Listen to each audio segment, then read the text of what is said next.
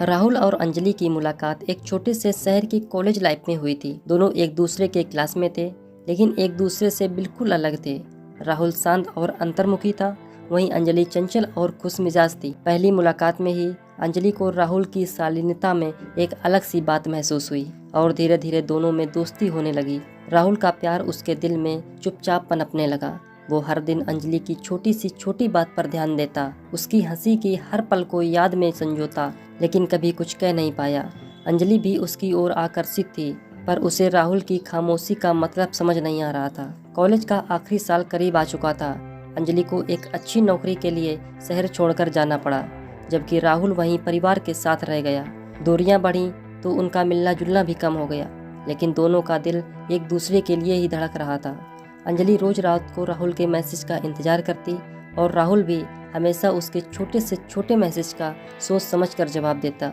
दोनों जानते थे कि उनकी ज़िंदगी में कुछ अनकहा रह गया, लेकिन कभी किसी ने पहल नहीं की।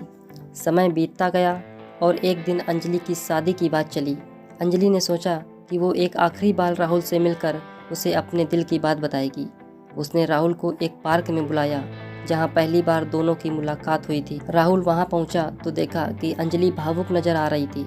उसने अंजलि की ओर देखा और उसकी आंखों में वही एहसास था जो राहुल के दिल में था।